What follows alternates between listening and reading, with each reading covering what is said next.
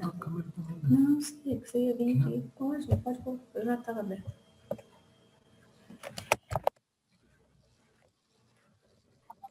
Oi, meninas, boa noite. Boa noite, Dani. Tudo bem, Cidinha? Tudo bem, Daniela? E você? Tudo bom. Marcele, tá boa? Boa noite, tudo bem? Tudo bem. Vou esperar mais um pouquinho, tá? O pessoal entrar aqui. Fique tranquila, é assim mesmo, né? Então, Tem assim, muita gente aqui ó, que eu tô lendo de longe, ó, Indaiatuba, Pindamonhangaba, Gil, é psicopedagoga também, Briana, a Caraú, poxa, muito. Tem gente que realmente veio de longe sem vir, né, Cidinha, que a gente tá falando agora. é o que nós estamos acabando de falar, né? Veio sem se locomover, né? Tá em casa Verdade. e nós estamos conectados, né? Isso é muito legal, né, Dani? Eu acho muito, Eu muito acho bom. também. Eu acho também. Acho uma delícia. Gente, eu vou começar porque já temos um tempinho, né? O Zoom não é. A gente não acaba não tendo tanto tempo, né? Então, eu vou colocar aqui. Eu fiz aqui uns slides bem. Coisa bem simples.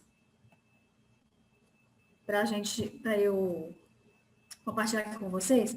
Por quê? A gente vai falar durante essas lives, esses 3 dias, sobre alguns assuntos do treinamento. Então, eu fiz um resumo daquilo que eu pretendo passar para vocês futuramente, né, nesse treinamento. Então, um resuminho mesmo. Então, assim, eu peguei a psicopedagogia e a neuro, porque dentro do treinamento tem esse assunto.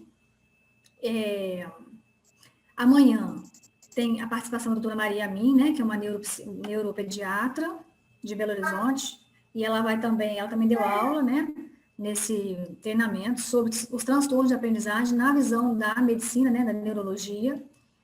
E na quinta-feira eu termino com o restante que aí eu vou pincelar para vocês um pouquinho de cada assunto, que é alfabetização, consciência fonológica, memória, várias coisinhas que eu selecionei e fiz, né, gravei as aulas para o treinamento. Então, isso tudo, gente, assim, na verdade, o que a Cidinha estava falando agora, né, eu já tinha essa intenção de fazer um curso assim, mas aquela correria que a gente tinha, né? E aí eu não tinha tempo.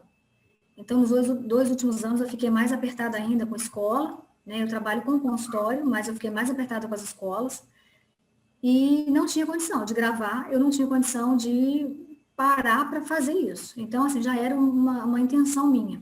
E eu trabalho com pós-graduação, mas não são cursos meus, né? Eu monto as turmas, a Cidinha aí é uma aluna nossa, e assim, e essa questão agora veio realmente por necessidade, para todos, né? Para poder ajudar todos aí, que a gente não pode sair de casa, a gente não pode reunir em congressos, né? Que geralmente é o que a gente faz, workshop. Então, assim, não tem como. Então, pela necessidade hoje, acabou me ajudando, entre aspas, a colocar em prática esse projeto, né? Então, eu comecei aí, fiz as aulas para tentar ajudar o público aí, professor, algumas têm pais e mães também no grupo, terapeuta.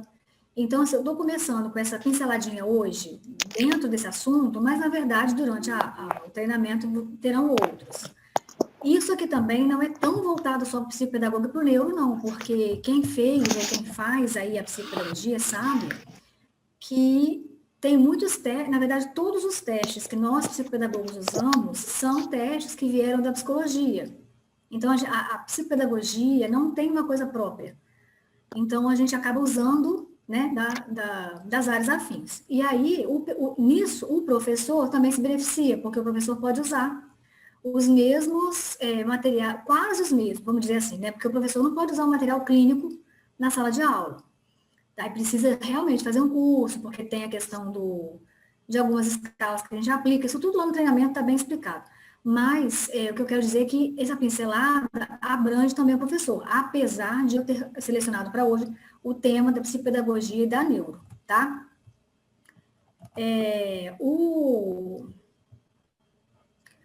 Dentro desse assunto, eu coloquei aqui só uma rapidinha aqui sobre histórico, né? Sobre um conceito, para quem não Eu não estou conseguindo ver o chat, tá, gente? Vocês podem depois, quando eu terminar aqui, que não vai demorar, podem fazer pergunta, tá bom? A questão da psicopedagogia, eu coloquei o seguinte, eu só quis dar uma definição e eu vou explicar como é o trabalho. É o campo de estudo que atua, que estuda a aprendizagem em suas diferentes relações e circunstâncias, né? Com a contribuição da psicologia e da pedagogia. A grande diferença, gente, dentro comparando com a neuro, né? Eu até falo isso, eu brinco assim, eu não sei como que a psicopedagogia, na grade dos cursos, ela não tem nada relacionado à neurociência. Por quê? A neurociência estuda o processo, o sistema nervoso, né? Então, assim, como que a gente vai trabalhar com a pessoa que tem dificuldade de aprendizagem se a gente não conhece aquele cérebro ali? Cada cérebro é um, mas a gente precisa conhecer o funcionamento do cérebro de modo geral, né? Até também na aula eu coloquei isso aí mais especificamente. Então, quer dizer, a psicopedagogia, ela trabalha com a dificuldade de aprendizagem, com aquela pessoa que tem dificuldade. Mas a neuro também. Só que o embasamento da neuro, ele é na neurociência. E aí, por isso, eu estou colocando esse pedacinho dos módulos aqui, porque na live de quinta, eu vou falar mais da neurociência, que é a base da aprendizagem. Tudo aquilo que eu até brinco assim, né? Aquilo que a nossa avó antigamente falava, que a nossa mãe fala, muita coisa era um conhecimento popular, né? Mas hoje, muita coisa tem base na ciência mesmo. Né? Outro dia eu estava conversando com uma mãe que foi no consultório, e a mãe falou assim que ela não entendia, a criança dela, o bebê dela estava sempre com uma defasagem de taxa, estava com as taxas baixas quando fazia o exame de sangue, o bebê tinha uma certa dificuldade e foi fazer exame de sangue e descobriu umas taxas baixas que não são comuns em bebê. E aí o médico falou, olha, como é que é a alimentação? Um bebê assim, um ano mais ou menos. Qual é a alimentação? O que você dá depois que ele come? Aí ela falou que ela sem querer, assim, sem querer não, né? A criança não comia muito bem, se alimentava pouco, e ela dava sempre um mamar, uma mamadeira depois. E aí o médico fala alguns médicos, né? Que muitas das vezes o leite quente em cima do alimento ele não faz bem, mas não é que não faz bem, que ele não faz bem para a digestão, não é isso, é que ele acaba competindo e tirando um pouco do nutriente do alimento, do feijão, aquela criança que já come a papinha, o feijãozinho já batido. E isso a nossa avó falava, não dá leite quente depois da comida, mas na verdade a gente brinca que assim, tem uma colega minha que fala que a primeira psicopedagoga da nossa família é a nossa avó. Porque esses ditos populares assim, realmente, hoje a gente sabe que faz diferença. Um peixe que a gente não sabe de onde vem, dependendo do peixe, onde ele é pescado, ele se alimenta de coisas do mar que óleo, né? Teve um outro professor também, que eu não sei se ele foi na turma da Cidinha ainda, ele falou assim, a minha esposa não come peixe de Niterói, não. Aí eu pensei, como é que vai saber que o peixe é de Niterói? Ah, porque fica ali naquela baía e ali ele come peixe, come aquela sujeira toda daquelas empresas que tem ali, jogam tudo no mar, e ela tá grávida. Então, assim, hoje realmente tem uma questão ligada à alimentação, né? Então, isso realmente tem uma base hoje, com muito estudo, né? A ciência, por isso que eu falo, a ciência está abrangendo muitas áreas, e com isso, a gente lembra daquilo que a avó falava, daquilo que a mãe fala, e tem uma relação, tem assim, tem comprovação. Não é bobagem nossa, nem da nossa avó, nem da nossa mãe. Então, é coisa boba, coisa simples, que às vezes alguém pode estar pensando, mas como assim, né? É a questão do autismo. Eu particularmente acho, já tenho ouvido muito falar essa questão de alimentação, né? Que muitos autistas a mãe trabalha com alimentação alternativa, né? E melhoram crises, diminuindo lá a lactose, diminuindo o glúten, diminuindo o que for. Tem dieta à base de maionese, por exemplo, né, de gordura, né? A criança tem que comer tudo com maionese. Já atendi crianças assim. Até perigoso levar para a escola, porque podia ficar azedo, mas aquela dieta tinha que ter gordura. E tudo que ele fosse comer, o frango, qualquer coisa, tinha que ser passado na maionese. E aí entra a questão da alimentação que eu estou falando, que eu acho que tem muita relação com a alimentação da mãe na gestação para o desenvolvimento do autismo. É uma possibilidade, uma coisa que eu acho, que eu tenho lido, eu não sei se vocês têm lido sobre isso, mas a gente sabe que tem muita criança que controla as crises, controla o comportamento autista com alimentação diferenciada. Claro, precisa do medicamento, muitos casos, né? Mas a alimentação também. E aí eu vou pensando nisso que o professor falou do peixe, né? A gente não sabe exatamente quando, mas em algum momento no final da gestação, o autismo, ele pode ter ali ser disparado um gatilho para que ele se desenvolva, né? E esse gatilho a gente não sabe qual é. Então, tem os estudos da ciência. Pode ser alimentação, pode ser metais pesados, que muitas vezes a mãe usa tinta no cabelo, né? Uma bijuteria, aquela bijuteria que às vezes a gente lava a mão e a mão fica escura, né? O anel sai aquela tinta. Só que assim, é muito pouco. Fala, Daniela, tá doida, porque isso é muito pouco. Mas só que isso, com a tintura do cabelo, com a alimentação ruim, por mais que ela coma peixe, ela coma frango, aí vem o frango congelado. Eu já li sobre isso. Então, o frango congelado, quando precisa, no Natal, né, que ele cresça, né, para virar aquele Chester, né, eles colocam muito hormônio no frango. Né? Então, ele cresce muito rápido e aquele hormônio congelado não faz bem. Então, todos esses estudos, na verdade, antigamente eram achismos, né? Hoje não é mais. Então, tem muita coisa já comprovada e aí eu falo que realmente o que eu pensava tem uma lógica nessa questão da alimentação da mãe durante a gestação, porque pode desencadear o autismo, por exemplo, né? Então, mas eu falei tudo isso por quê? Porque o psicopedagogo vai atender as crianças com dificuldade, adulto, adolescente, toda idade chega para a gente no consultório.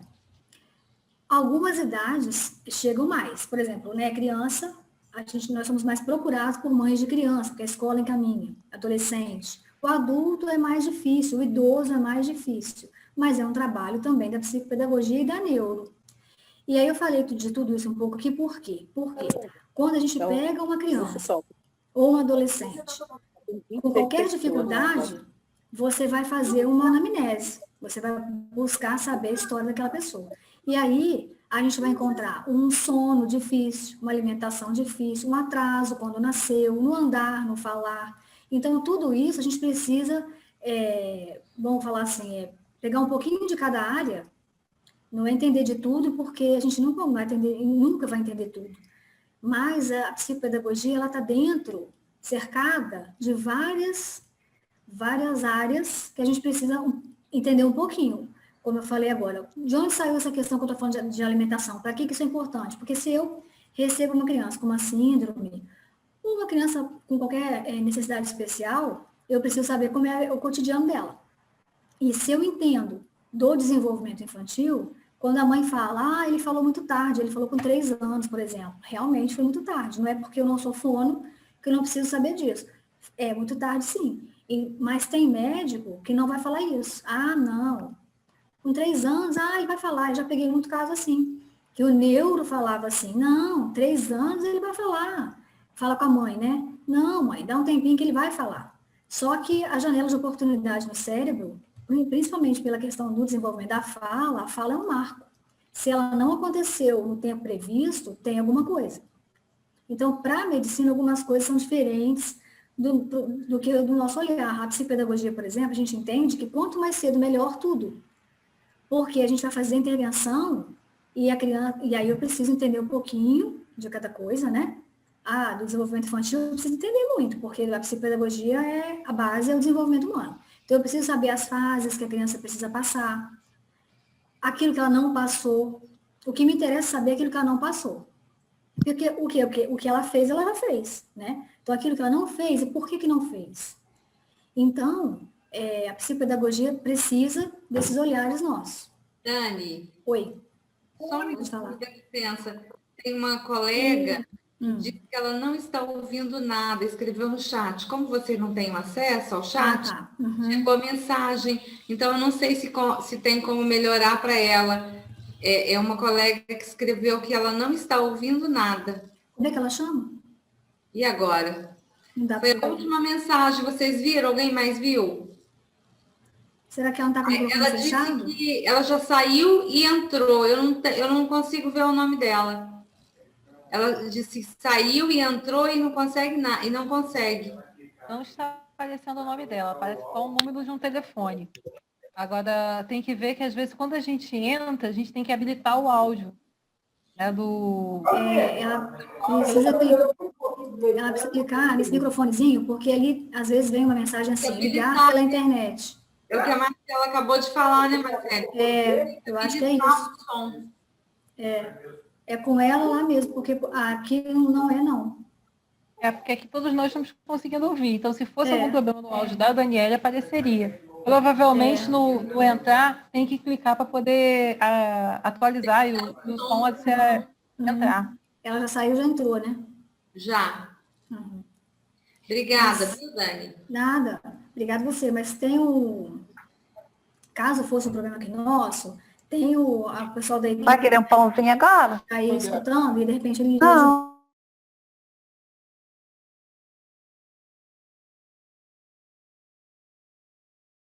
Pedagogo em asilo, né, e empresa. Então, quando a gente fala institucional, não é só escola, né, é hospital também. Aí, eu não sei se vocês têm alguma... Tem psicopedagogo aqui que eu vi, né, mas se vocês têm querem fazer alguma pergunta com relação a essas atuações, se quiserem podem falar, pode abrir o microfone aí. Então, enquanto isso, eu vou falando aqui, tá, gente?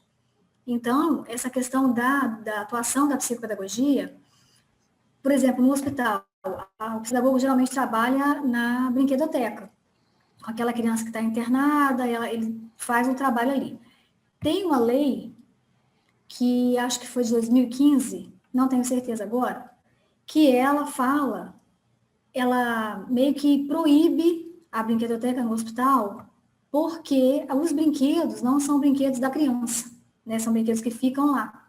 Claro que devem ser limpos, né? A gente acredita que os hospitais têm equipe de limpeza que limpam, mas muitas crianças estavam adquirindo infecção por conta de um põe na boca, de repente não é tão limpo, o outro põe na boca também. Então a criança já está internada, ela já está com alguma coisa, e ela vai para uma brinquedoteca para desenvolver um trabalho, e daí ela pega uma doença. Então, em alguns lugares isso estava acontecendo. Então veio uma lei que falou e que colocou sobre isso, meio que proibindo a brinquedoteca no hospital por causa disso.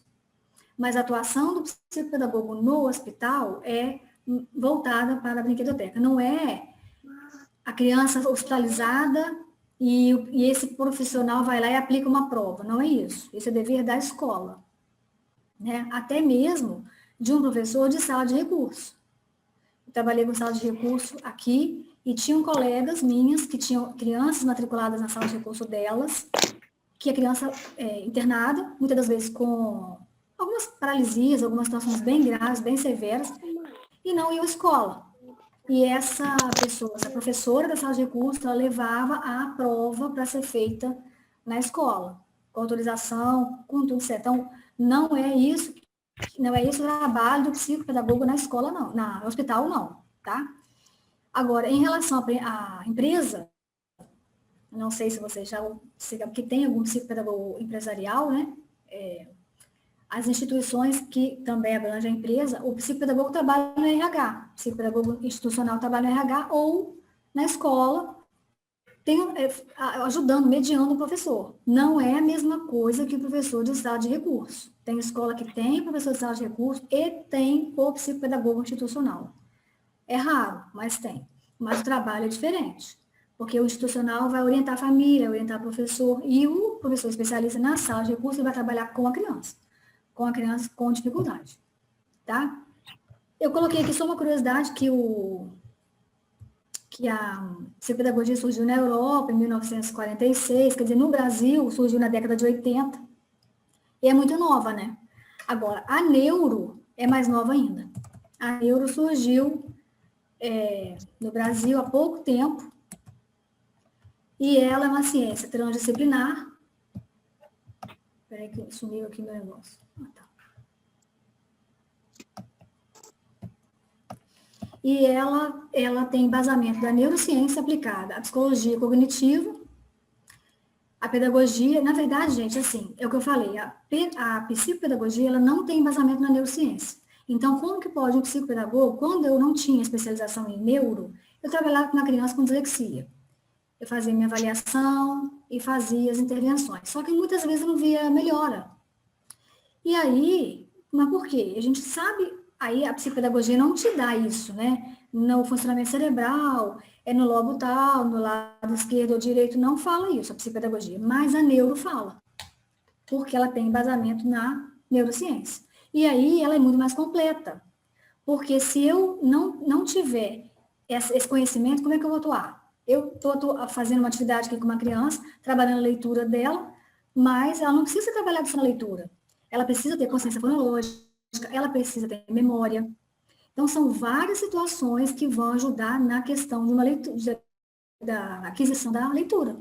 Então, não é só ter conhecimento, ter contato com letra. Então, o psicopedagogo é diferente do neuro nesse sentido, porque ele, como ele trabalha com o sistema nervoso, ele sabe exatamente o material a ser usado naquela intervenção. E muitas vezes a criança com dislexia não precisa de cara ser trabalhada com letra. Só conhecer a letra não vale. Ela precisa ter consciência fonológica, trabalhar com som. E aí é um outro trabalho antes, é um alicerce, uma base, para depois a gente chegar na letra. Quantas crianças vocês conhecem que conhecem letras, junta sílaba, mas não lê? Ou lê e não interpreta. Ou e não tem não consegue uma narrativa mesmo, falando, onde você foi esse final de semana? A criança quer explicar que ela foi na praia, e ela não tem vocabulário para isso. Então, isso está relacionado com consciência fonológica. Então, essa criança que não desenvolve uma narrativa, não desenvolve uma fala em sequência, com lógica, ela pode ter dislexia, pode ter deficiência intelectual também, né? E isso amanhã até a doutora Maria Min vai também abordar.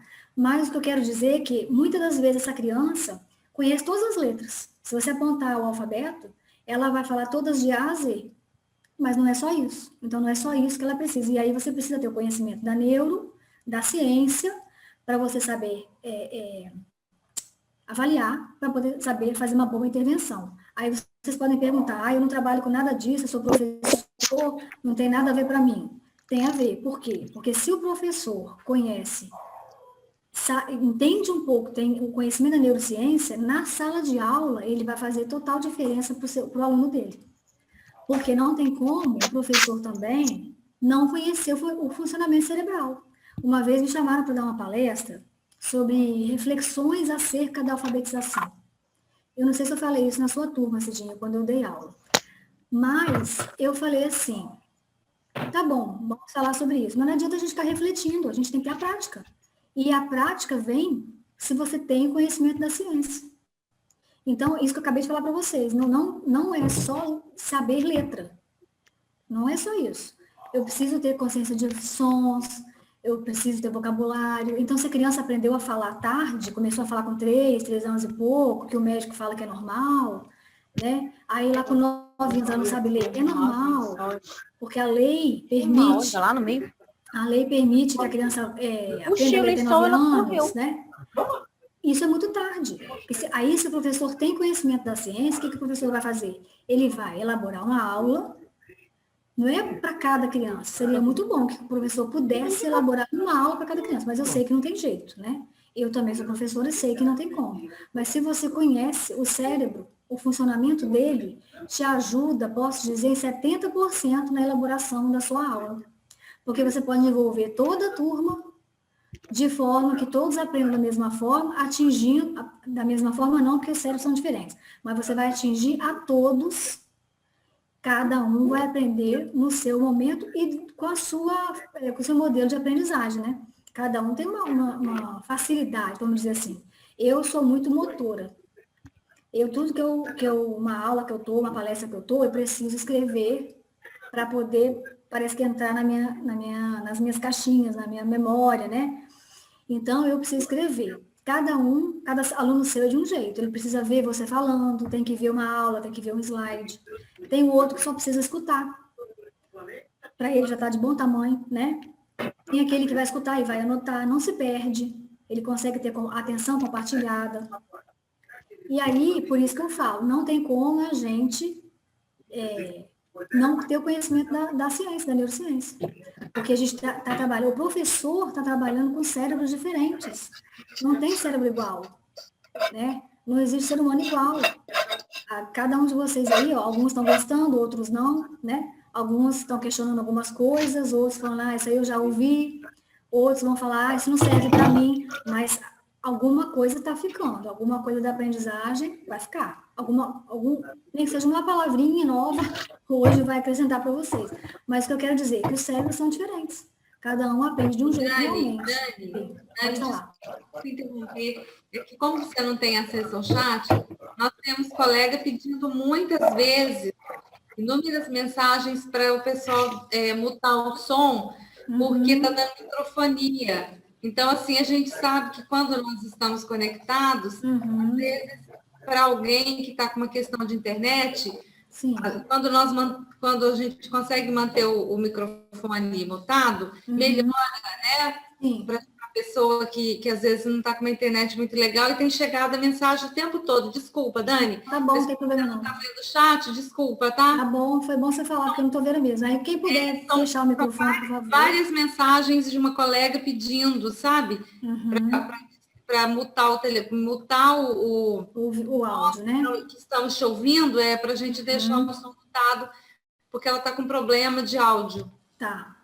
Bom, aí, gente, quem puder, por favor, fecha o microfone. Daqui a pouco vocês vão abrir para a gente poder conversar um pouco, aí também um de cada vez, senão vai dar ruído.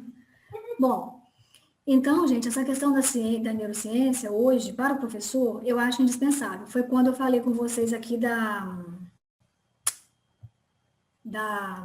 Ih, peraí que eu fiz uma coisa errada aqui. Da questão do...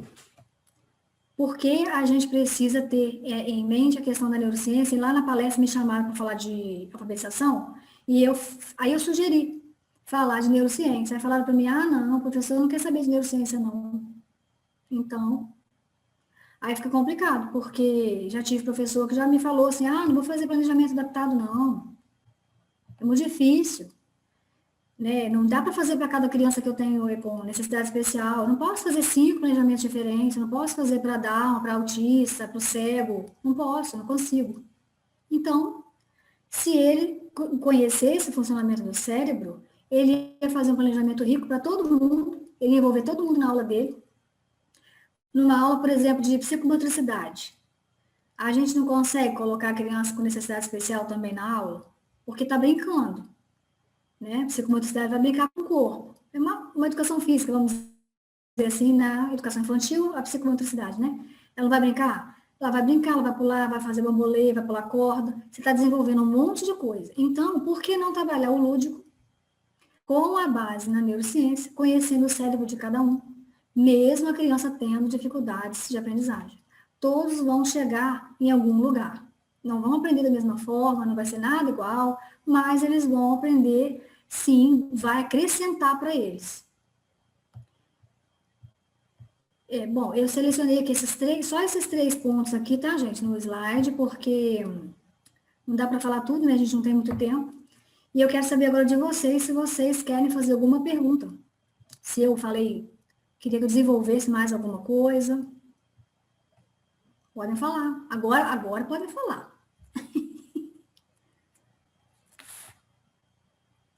Que silêncio.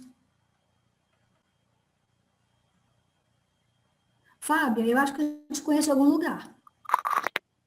Eu sou da Bahia. Então não conheço. Teofilândia. Não, eu dei Boa uma noite, aula gente. em Arapiraca, mas não é. Pronto. A minha pergunta seria assim, em relação aos relatórios de encaminhamentos. Em relação há uma diferença de um relatório de um psicopedagogo e para o relatório de um neuropsicopedagogo?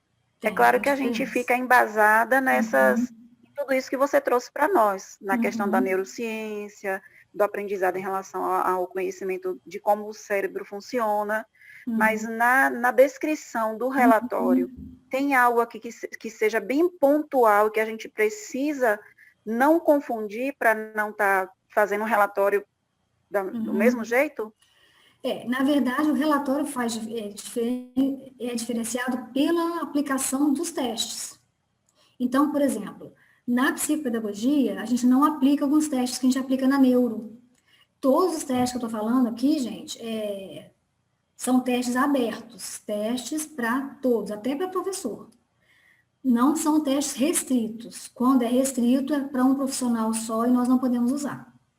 Então, a diferença maior é essa, claro. Nos próprios livros, existem livros que te dão modelo de anamnese e modelo de devolutiva, né? A anamnese é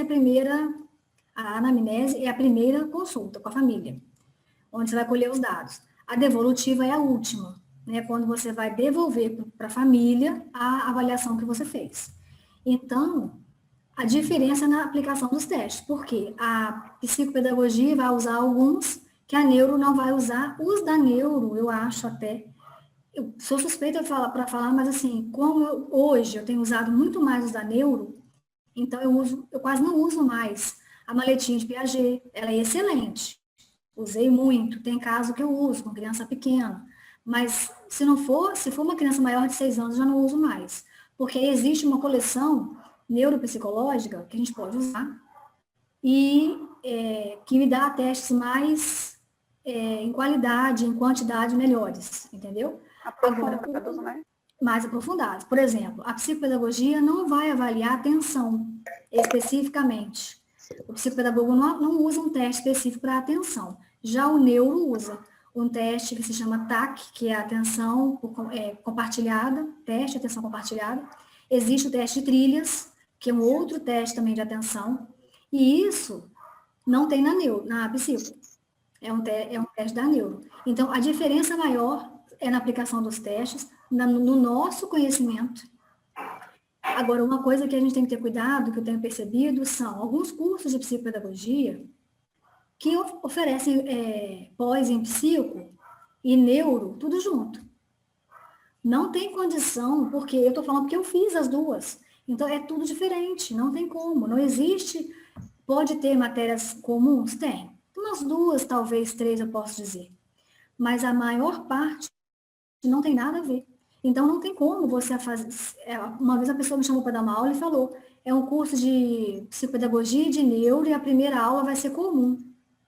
Aí eu pensei, não tem como, só se for uma aula assim, inaugural, que eu vou falar de um assunto, autismo, ou processo de aprendizagem, ou, sei lá, trabalho com uma coisa específica, que é público dos 2 profissionais, mas não tem como. A pessoa vai fazer um curso e sair com 2 certificações.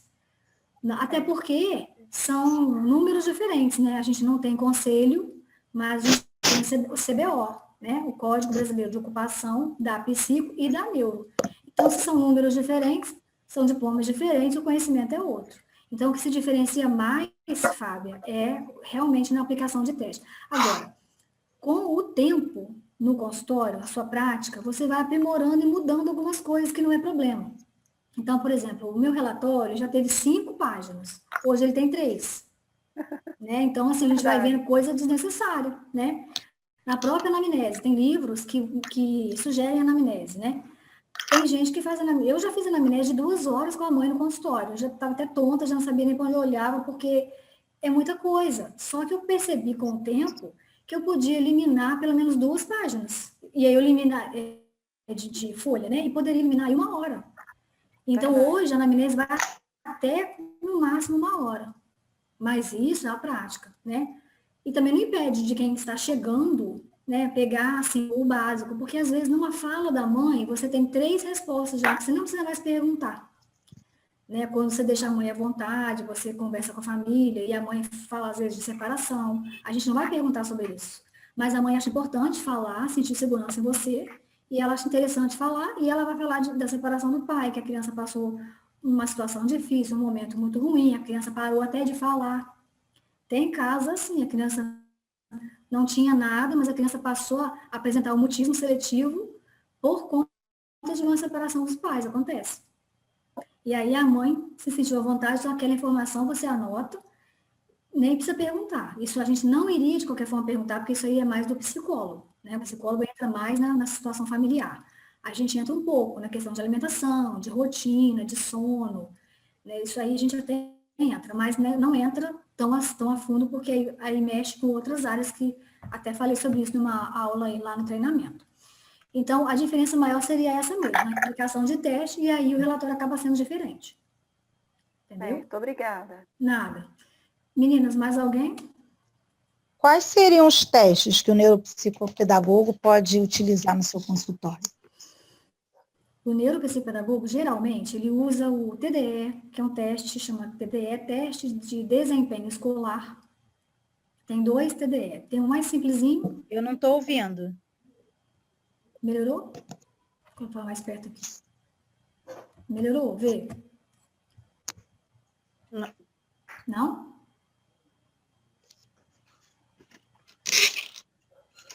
Conseguiu agora ouvir? Acho que ela não está ouvindo, não, né? É aquela moça que falou antes, que não estava ouvindo? Não sei quem é. Acho que ela não está me ouvindo, não. Eu acho que é outra, Dani. Parece que agora é a Aline, não é outra, gente? Parece que é uma outra. É. Bom, Sim. eu ouvi, né?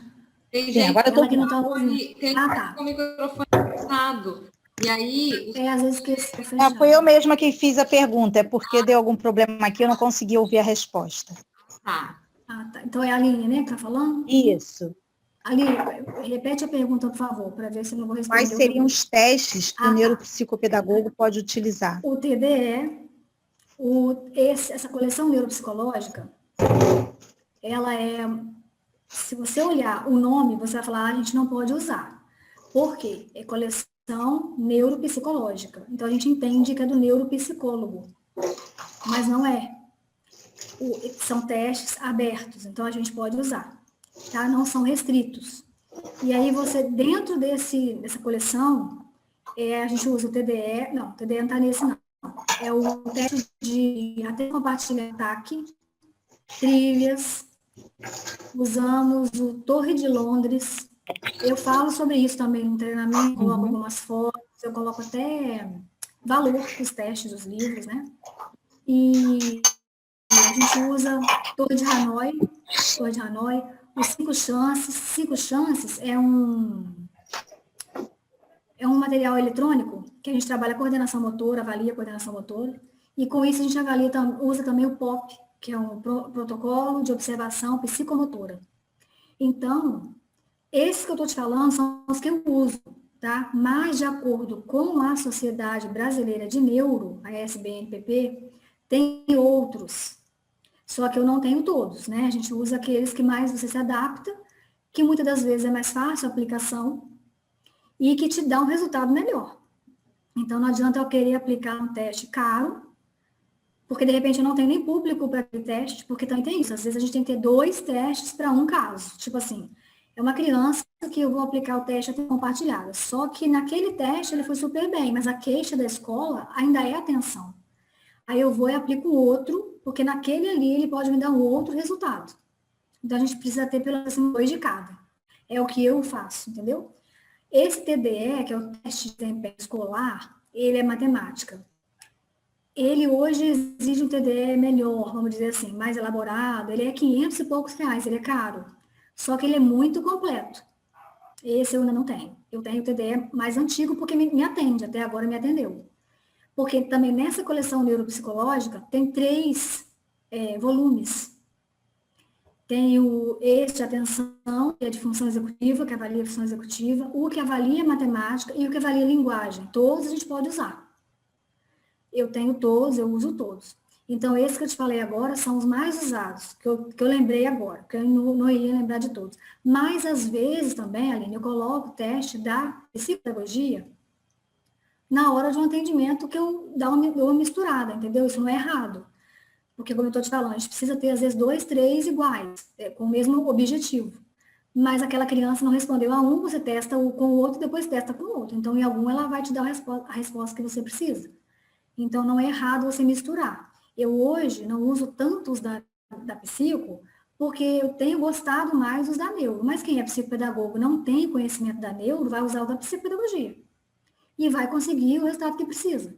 Né? Não estou falando que, assim, estou descartando não, até porque não tem como descartar esse profissional. Mas, em muitas vezes, eu uso muito mais os da neuro, que são esses que eu te falei. A Torre de Londres é excelente, é um jogo de madeira, que você testa a criança brincando. Ele acha que está brincando, mas está sendo testado. Então, é muito legal. Eles não são caros. Essa coleção, toda a coleção é um pouquinho mais cara. Mas o jogo de madeira, por exemplo, é R$70. Pode ser que hoje esteja um pouquinho mais caro. Aí ele tem o protocolo de aplicação, tem tudo explicadinho. O profissional que pode usar, a idade que pode ser usada. Eu uso a partir de 11 anos, esse Torre de Londres, tá? Que ele avalia planejamento, estratégia, tomada de decisão. É tipo Torre de Hanoi, não sei se vocês conhecem. Ele foi feito a partir da Torre de Hanoi. Só que eu acho ele muito mais fácil de aplicar. Eu uso os dois, mas ele é mais fácil de aplicar. Aline, você fez pós em neuro? Estou terminando a pós de neuropsicopedagogia. Ah, entendi. Você não está ainda nos testes, não? Na parte prática? Não. Tá. Você vai ver esses testes que eu estou te falando. Você é de onde mesmo? Do Rio. É porque eu acho eu estou procurando, né, me aprofundar, porque eu acho realmente o meu curso de pós muito fraco. Eu faço a distância, né, e eu sempre, quando eu tenho algum questionamento, eu tenho que perturbá-los um pouquinho, né? Questionar para poder saber se eles não vão passar isso. Aí eu fico correndo por fora. Conheço, sim, algumas coisas, esses testes, a Torre de Londres, o de Hanoi, eu conheço. Você fica atenta porque, às vezes, o próprio curso te fala que ele é clínico, mas ele não é. Pois é. Né? Porque, para ele ser clínico, claro, ele passou pelo MEC, ele tem toda uma autorização e tal, mas, assim, às vezes, na prática, ele não te oferece os testes e não vai te pedir estágio. Então, como é que você vai fazer? Porque é no estágio que você vai trabalhar. A pós-graduação que eu dou aula, ela te coloca para atender no estágio, não é um estágio de observação, tem que ver isso também, porque dentro do código de ética, você não pode observar um psicopedagogo trabalhando, até porque a família não deixa. Em algumas situações eu pedi a algumas mães para liberar um atendimento para uma aluna minha participar. Ela não ia atender, ela ia me observar, a mãe não quis. A gente entende porque a mãe não sabe quem é aquele profissional, né, se vai sair falando aquilo que precisa, porque a gente sabe que ali dentro é tudo sigiloso. Então, as mães não deixam. Mas eu ainda até acho bom, talvez se fosse mãe de alguma criança com necessidade especial, também não deixaria, porque a gente não sabe. Agora, quando o profissional vai atuar atendendo, mesmo sendo estágio, aí ele tem toda a faculdade por trás, ele tem toda a documentação, autorização, uma apresentação da faculdade, então você tem que ver isso, se isso não vai te prejudicar futuramente. E se não, você não vai ter que fazer um monte de curso para você poder atingir aquilo que a pós deveria te dar. Que são os testes, que é a prática. Né? Obrigada. Nada. Meninas, mais alguma pergunta? Gente, vocês estão muito caladas. Boa noite, tudo bem? Tudo bem. Pode falar. Ana, né? Meu nome é Ana Paula, eu estou fazendo o curso de neuropsicopedagogia. Está terminando, né? Na pandemia, a gente ia começar o processo de estágio. Eu me sinto, às vezes, um pouco perdida também, igual essa moça que acabou de falar. Mas eu acredito que no estágio a gente aprenda bastante, né? A utilizar os testes, a saber o porquê. Eu estou vendo que faz uma diferença na minha vida esse curso. Hoje eu consigo relacionar muito mais coisas ao cérebro. Mas é isso, eu queria ver com você se realmente é isso. Quando a gente vai para o estágio, é que a gente coloca em prática mesmo, e aí a gente consegue trabalhar na clínica. É isso mesmo. E tem até curso que não te pede estágio, né? Mas você pode pedir em alguma clínica que te abra estágio. Eu fiz uma vez, eu dei aula no congresso lá em São Paulo, que a minha fala era sobre isso, era sobre estágio clínico. E aí, muitas das vezes a BPP, né, Associação Brasileira de Psicopedagogia, e a SBNPP, que é a Sociedade Brasileira de Neuro, elas te permitem que você peça estágio em alguma clínica se o curso não te oferecer, para você poder praticar realmente. Aí você vai praticar, é estágio prático, não é de observação. Não, o meu curso, ele tem sim a parte prática, o estágio, tem sim. É isso, né? Eu acho assim, é muita responsabilidade e a gente tem que estar bem consciente do que está fazendo, né? Por isso que, assim, quando você falou que a gente não pode assistir um profissional aplicando, mas seria muito interessante para a gente praticar também, né? Sim. Saber como praticar também. uma boa ideia, de repente, para o professor de estágio, ele pode filmar um atendimento dele, né? Que a criança fique de costa, ele pode filmar e passar na aula. Eu já fiz isso em algumas turmas. Eu filmei um atendimento com autorização da mãe, a criança não apareceu, para eu poder mostrar como que a gente age, porque às vezes vocês têm dúvida do seu comportamento, o que eu vou falar, como eu vou agir, né? Porque o psicólogo tem muito aquela situação assim, eu não posso envolver a minha vida, tipo assim, eu também quando era criança tinha dificuldade, a psicologia tem muito isso, né? Ele precisa ser muito neutro, mas diferente da psicopedagogia e da neuro, porque eu entendo que quanto mais próximo você chega da mãe, é muito melhor. Às vezes a mãe chega com o coração na mão porque falaram que o filho dela tem dislexia, ela não sabe o que é. Ou então, tem dificuldade em matemática, a mãe já fica doida, na verdade ela nem leva. Ela vai levar para a gente, depois de muito custo, a escola pediu muito, o médico implorou, ela vai levar. Quando ela chega, ela se depara com um profissional mais próximo, né, que acalma, que fala, não, eu já tive, realmente, existe uma dificuldade, sim, é uma coisa tranquila, não é uma síndrome, não é um transtorno, mas a gente pode trabalhar assim, assim, assim, isso dá um prognóstico, dá um período de tratamento, aí a mãe fica mais tranquila. Então, assim, eu acho que a dúvida de vocês maior é essa, de como a gente se portar na hora de um atendimento. Com a criança é mais fácil, Exatamente. né? Mas o mais difícil é com a família, né? Porque a gente está colhendo informação, mas a gente está sendo avaliado o tempo todo. O tempo todo. Tinha uma colega minha que falava assim, nossa, eu não posso nem atender sem fazer minha unha, que a mãe fica olhando que eu estou roendo unha. Eu falei, então você para de roer sua unha, que você está pagando mico, porque você não tem que roer unha. Mas ela falou assim, não posso, porque eu fico nervosa. Essa pessoa, ela era psicóloga. Eu falei, não é você, psicóloga roendo unha. Brinquei com ela, né? Mas, assim, realmente a gente está sendo avaliado. Então, você precisa saber o que está falando e ter certeza do que você está falando. Porque senão você queima o filme e o seu paciente já foi, seu cliente não volta mais. É muito complicado. Mas, assim, acho que uma filmagem de um atendimento seria bom. Né? Uma sugestão, de repente, para a sua professora. Quando você for fazer, né? Você falou que parou, nem começou, né? Por causa da pandemia, né? Não, eu estou no final. Na realidade, parou agora porque o estágio tem que ser prático, né? Isso, está certo. E aí parou por conta disso.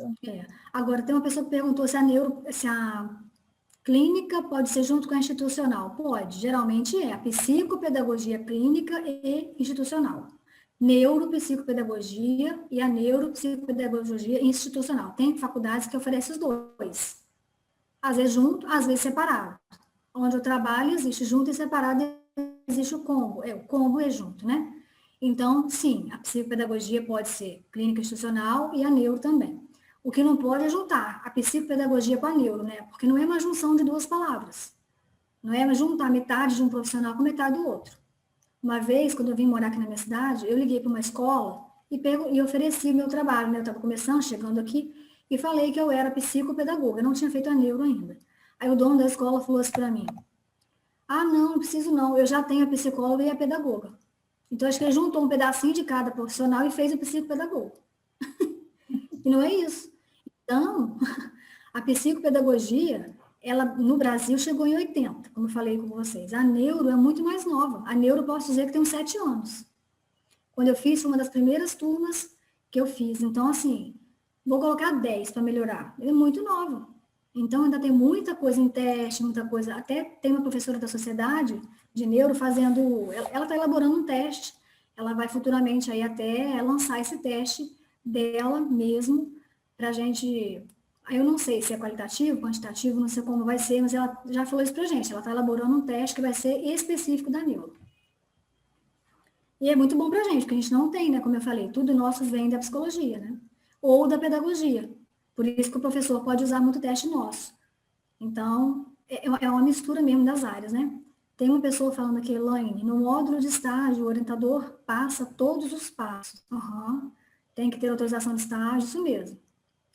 E aí usa os filhos, os vizinhos, os sobrinhos, é isso mesmo. Então, assim, até na minha pós eu falava com as meninas isso. Falava, gente, eu não posso oferecer o meu cliente e vocês não podem assistir a minha sessão. Então, qual é a minha sugestão?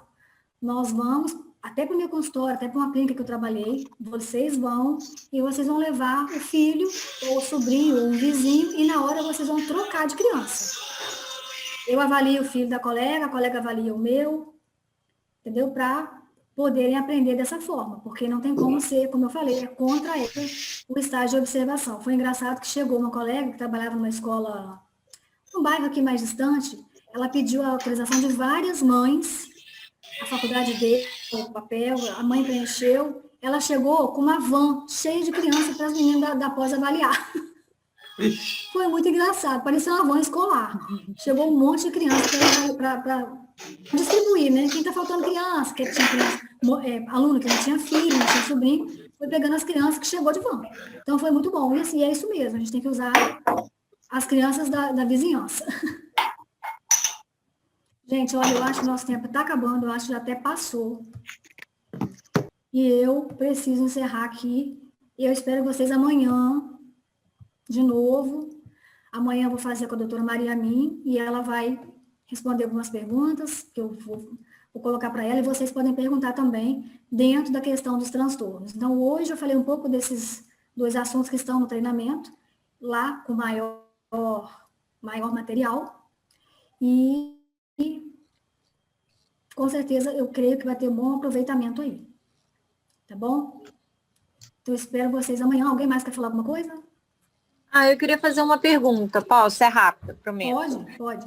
Eu estou fazendo pós e especialização em neurociência aplicada à educação. Uhum. Eu poderia fazer um curso de neuropsicopedagogia, por exemplo, ou só essa pós bastaria? Olha só, o seu áudio deu uma falhada aqui. Repete para mim, por favor. Tá. Eu estou fazendo uma pós em especialização em neurociência aplicada à educação. Eu gostaria de saber se eu preciso fazer um curso de capacitação para ser uma neuropsicopedagógica ou alguma coisa nesse sentido para poder fazer atendimento. Precisa. Porque só o curso assim, aplicado à educação não é uma pós, né? Pelo que eu entendi. É uma pós. Mas não te dá, como é que fala? Alguma coisa clínica ou institucional, não. Uhum. Ele não te dá essa habilitação, tá? Ele não. Fala que então, ele é um curso específico, você vai ser especialista, certo? Certo. Mas você não tem habilitação para trabalhar com clínica, não vai ter. Certo. Né? Então, o mais indicado seria você fazer uma pós, sim, em neuro ou em psicopedagogia, para você poder aplicar isso que você está aprendendo agora. Porque eu creio que isso daí você vai aplicar em sala de aula. Tudo que você está aprendendo, com certeza, você vai aplicar em sala de aula. Entendeu? Não para a parte clínica. O curso precisa ter essa especialidade, assim, realmente esse foco específico. Direcionamento. Até por conta disso, de teste, de estágio, entendeu? Uhum. Mas eu teria que fazer uma outra pós ou eu posso fazer um curso de capacitação? Capacitação, eu acho que não. Você precisa fazer uma pós que te dê, até por causa da carga horária. Entendi. Entendeu? Agora, o legal, de repente, a faculdade te oferece uma complementação, não? Eu não vi, mas eu vou pesquisar sobre isso. Porque a minha, onde eu trabalho, ela fala que peraí só um pouquinho, gente, aí, né, assim, a minha pós, ela dá para o aluno, sim, uma complementação. Dá não, né? A pessoa tem que pagar. Uhum. Pode acrescentar algumas matérias no final. Isso pode. Entendi. Entendeu? Então tem que ver se a sua faria a mesma coisa. Às vezes é até mais caro, às vezes é até melhor você fazer um curso logo que te dê logo essa aplicabilidade, entendeu? Entendi. Muito obrigada. Ou te confundi? Não, me esclareceu. Obrigada. Então, tá. De repente, no treinamento, se você se interessar em fazer, né? Você vai ver isso melhor. Tá. Com mais tempo, você pode estudar em casa, né? Quando você adquirir algumas aulas, você vai estudar em casa, no seu tempo aí. Entendeu? Entendi. Meninas, obrigada. Mais alguém? Nada. Acho que não, né? Já falei muito. Então tá, gente, olha só, até amanhã então, espero vocês aqui de novo. Agora eu tô vendo a Deise entrou, né, acho que eu não tava vendo ela aqui antes. E tem o pessoal de Nova Venécia também. Obrigada pelo interesse de vocês, viu, gente? Então amanhã a gente se vê. E quinta também. Tá bom? Um beijo, então, gente. Obrigada, tá? Tchau, boa noite. Boa noite. Boa noite.